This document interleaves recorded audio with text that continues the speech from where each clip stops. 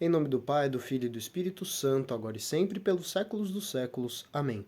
Pessoal, bem-vindos ao meu canal, eu sou Georg, sou apenas um jovem ortodoxo e de vez em quando faço comentários sobre a minha experiência como jovem ortodoxo, a minha vivência e alguns simples comentários da minha opinião. Pessoal, já peço desculpa pela qualidade do vídeo, ainda estou com o celular antigo e o ambiente aqui, a luz desse meu quarto soviético, literalmente soviético, não está colaborando muito. Mas resumidamente, qual que é o vídeo de hoje? Não sei quanto tempo de memória eu tenho no celular, então preciso me apressar para conversar. Eu estava vendo um vídeo de um rapaz protestante, um rapaz não, né? Já é um senhor protestante, né? Mas é uma pessoa que tem um conhecimento muito incrível, né? Teológico né? Sobre a palavra. E ele faz algumas explicações de versículos muito interessantes, que eu uso às vezes para observar durante meus estudos e eu acho muito interessante.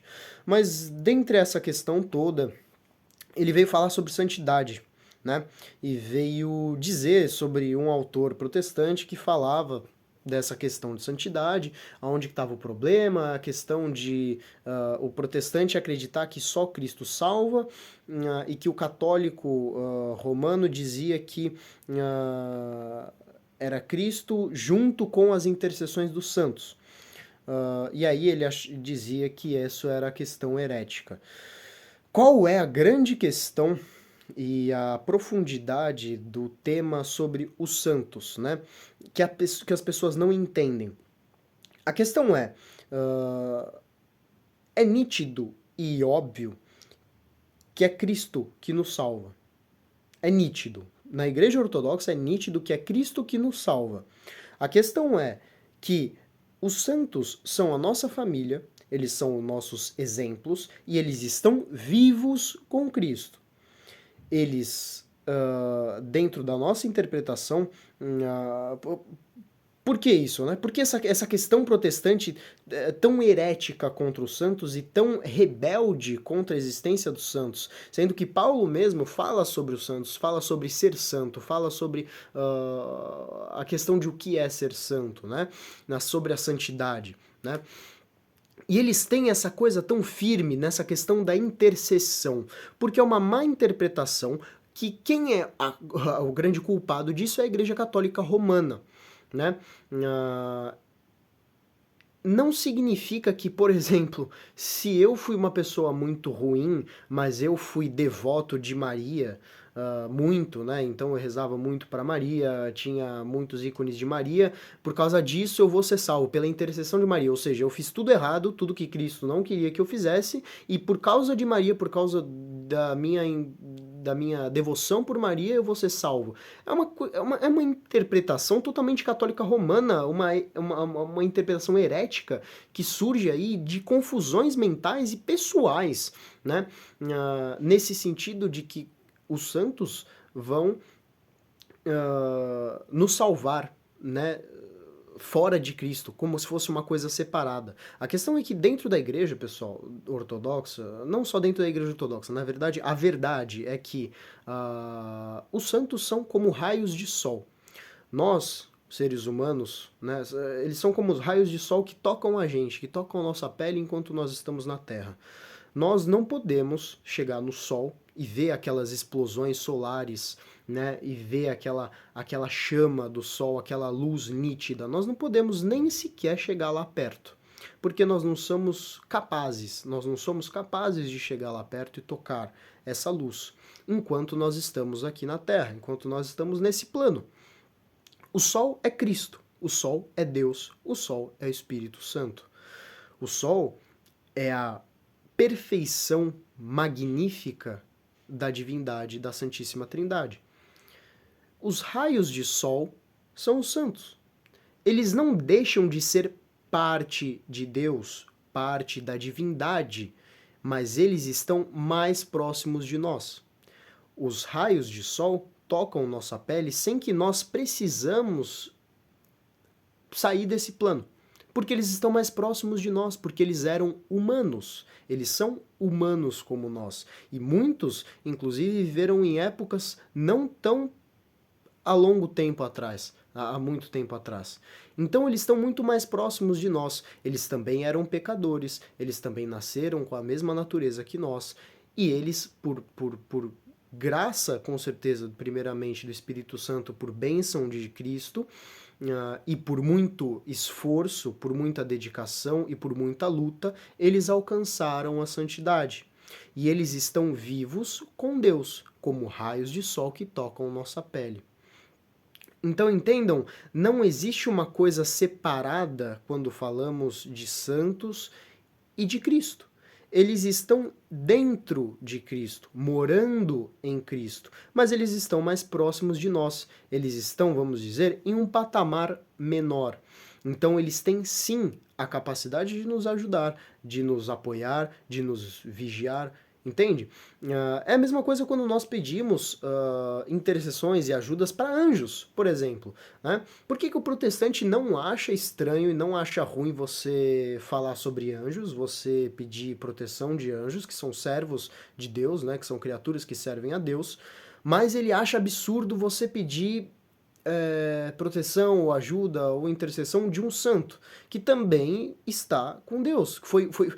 Foram pessoas, vamos pegar pelos apóstolos, por exemplo, ou até mesmo por Maria, foram pessoas que foram escolhidas por Deus para operar milagres de Deus. Isso significa que Deus usou aquela pessoa para fazer a vontade dele, tal como Paulo, tal como Mateus, André, todos os apóstolos e principalmente Maria. Deus utilizou Maria para se encarnar como um homem na terra. Ele escolheu uma mulher para ser gerado dentro dela. Então, quão digna é essa mulher se foi ela escolhida por Deus?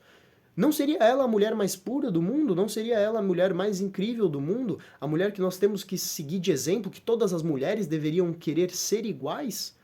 Entende? Deus não escolhe e não faz as coisas à toa. Maria não era uma mulher comum e chula, assim como qualquer outra, e era pecadora. Não! Ela foi escolhida por um motivo. Ela foi escolhida por um motivo, pelo modo de vida dela, pela castidade dela, pelo jeito dela, pelo amor que ela tinha pelo próximo. Então ela é sim uma santa, digna, incrível, e ela deve ser totalmente admirada e venerada. Sua imagem deve ser venerada. Aí que está a questão. A igreja, os santos, são nossa família. E por isso nós temos ícones. E nós não adoramos ícones, adoramos a imagens de escultura. Isso é falso. Isso é falso e é um erro de interpretação ridículo e equivocado que os protestantes também cometem. Nossas imagens, nossos ícones são como memórias, como fotografias de família que nós temos para ter e sempre guardar a memória desses santos, dessa parte da nossa família que está com Deus, que subiu a um patamar de fazer milagres ou de mártir perante Deus. Né? Isso significa que nós beijamos, né, as imagens, nós respeitamos, nós sempre veneramos as imagens exatamente por isso. Quando você sai de casa e vai para o trabalho, você beija a sua esposa, você beija a sua filha e vai para o trabalho. Quando você chega, você faz a mesma coisa, mostrando o afeto, o respeito e o carinho que você tem pela sua família. Os ícones são a mesma coisa. Isso daqui são imagens vivas, são janelas para o céu, janelas de algo que está no céu, de seres que estão no céu, que estão em um patamar celestial, entendem? Então coisas vivas não são apenas coisas abstratas, mas nós não adoramos eles, nós veneramos e respeitamos. Né? Eles são nossa família, são nossa janela para que nós sempre nos lembremos de como eles foram, de como eles viveram e a gente sempre procure com isso, com essa memória, olhar e falar, eu também posso. Eu, com a graça do Espírito Santo, um dia eu tenho como meta ser um santo. É isso que a gente tem que ter como meta. Ser salvo, né? Ser santo. Essas pessoas, esses santos da igreja, eles chegaram no patamar que nós temos que querer chegar, nós temos que almejar chegar, que é ser e agir como Cristo. Eles conseguiram ser e agir como Cristo, seja no seu modo de vida ou em sua morte, em seu mártir, por algum sacrifício ou em uma morte pela fé. Entendem, pessoal? Então essa questão protestante ela é muito complicada, mas basicamente a questão dos santos, na minha visão de jovem ortodoxo, é essa. Posso, como eu sempre tento falar nos vídeos, eu não sou teólogo ainda, não sou seminarista. Eu apenas estudo por conta própria, frequento as liturgias, sou ortodoxo há um tempo e tento compartilhar minha visão pelo pequeno conhecimento que eu tenho. Mas posso sim cometer alguns equívocos, né? Os outros ortodoxos que me corrijam caso algum erro seja cometido. Nós todos somos seres humanos, somos passíveis de erro, né? Às vezes a gente pode confundir, posso embaralhar uma palavra ou outra, isso acontece, isso é normal, né? Me falem, né? Caso aconteça alguma coisa. E para aqueles que não concordam, estamos abertos a discussões no comentário, né? Mas é isso, resumidamente é isso, pessoal.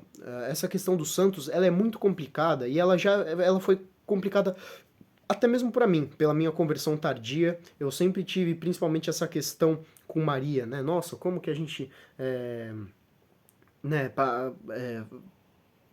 respeita tanto, né? Venera tanto Maria e tal, por que isso? Coisa estranha e tal, né? Mas é isso que eu acabei de falar. Deus escolheu uma mulher para se encarnar, né? Para ser gerado como humano dentro dessa mulher. Então, quem é essa mulher? O quão respeito, quanta admiração nós temos que ter a essa mulher escolhida por Deus para ser gerado. Existe alguém com um papel mais importante na Terra do que ter gerado e cuidado o próprio Deus encarnado? Existe. É isso que eu quero falar com vocês, galera protestante. Existe, não todos os protestantes, porque tem muito protestante muito inteligente, muito interessante. Inclusive conheço muitos protestantes que são meus amigos e são muito respeitosos, muito inteligentes. Mas para esses protestantes que parece que tem esse desgosto com Maria, existe alguma função de ser humano carnal mais valiosa do que receber, gerar, criar e cuidar do Deus encarnado, do Verbo de Deus? Existe? Eu acredito que não, né? Eu acredito que não.